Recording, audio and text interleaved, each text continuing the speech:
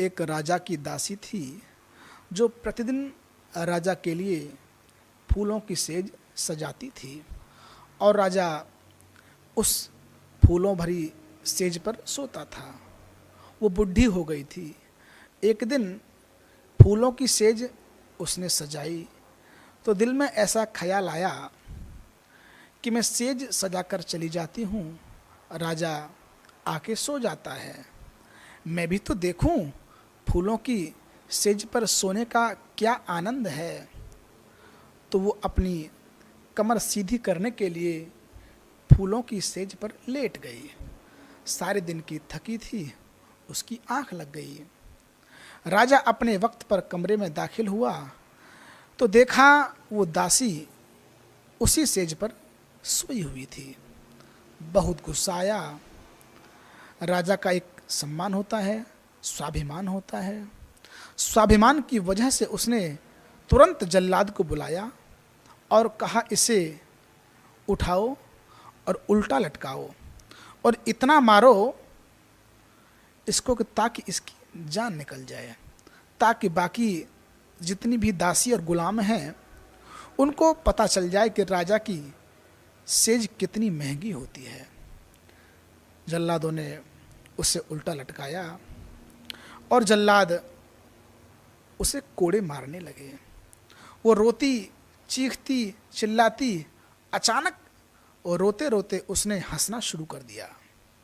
जब हंसी तो राजा बोले, रुको और इससे पूछो कि ये रोती क्यों थी और ये भी पूछो ये हंसती क्यों है। जल्लाद ने पूछा, तू रोई क्यों थी? तो दासी बोली, जब कोड़ा लगता था तो दर्द होता था तो रोती थी, चीख निकल जाती थी। अगर दर्द के बाद न रोती तो करती ही क्या? जल्लाद बोला, ये तो मैं भी समझता हूं, लेकिन तू एक बात ये बता कि तू हंसती क्यों है? दासी ने कहा कि मुझे हंसी इस बात पर आई कि चंद लम्हों के लिए मैं सेज पर सोई हूं, मुझे इतनी मार खानी पड़ रही है, पर जिसको सारी उम्र हो गई इस सेज पर सोते हुए उसका क्या हाल होगा। हमने जो कुछ किया है, जो कुछ कमाया है, हमको सबका हिसाब देना है। जितना धन, जितनी दौलत, जितनी व्यवस्थाएं हमने कमाई है ना, उन सब का हिसाब हमको देना है।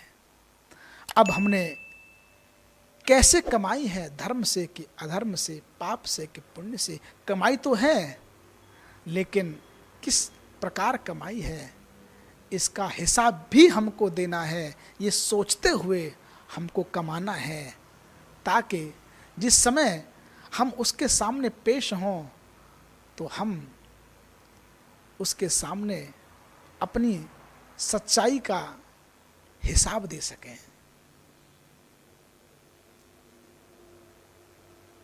एक व्यक्ति ने महात्मा से पूछा कि भगवान के यहाँ पर किस प्रकार हिसाब होता है, धर्म का, अधर्म का, पाप का, पुण्य का, सत्य का, असत्य का। तो महात्मा के पास 4-6 लोग बैठे थे। तो महात्मा ने कहा, ठीक है, कल बताएंगे। तो महात्मा ने अपनी झोली में से कुछ पैसे निकाले, किसी को 10 रुपये दिए, किसी को 20 रुपये दिए, किसी को 50 रुपये दिए। जिस व्यक्ति ने पूछा उसको 1 रुपया दिया। बोले कि जाओ अपना अपना खर्च करके आओ और कल यहीं हवन कुंड में खड़े होकर के तुम सबको बताना है किसने पैसा कहाँ खर्च किया। ठीक है, सब ने अपना खर्च किया पैसा, जिसको जैसा मन हुआ।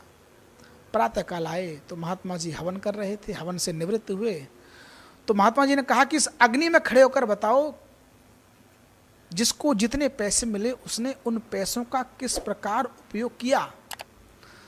तो जिसको 50 रुपये मिले उसने बताया कि 5 की कचौड़ी, 4 की जलेबी, 20 रुपये का सामान, ऐसे उसने गिनाया। जिसने 30 रुपये लिए उसने भी अपना सामान कि 10 की ये, 5 की वो, अपना अपना सामान सुनाया। जिसको 10 रुपये मिले थे सब ने सुनाया। अग्नि में खड़े थे, सबके पैर जल रहे थे, छाले पड़ने लगे, लेकिन हिसाब तो देना ही है। और जिसको 1 रुपया दिया था वो चढ़ा, उसने कहा कि 1 का रसगुल्ला खाया, तुरंत उतर गया। जिसने 50 रुपये का हिसाब दिया, जिसने 30 रुपये का हिसाब दिया, जिसने 20 रुपये का हिसाब दिया, सबके पैरों में छाले पड़ गए, सब अपने पैरों को सहलाने लगे। और जिसने 1 रुपया लिया था वो एक क्षण में गया और आ गया, उसके पैरों में कोई दिक्कत नहीं है।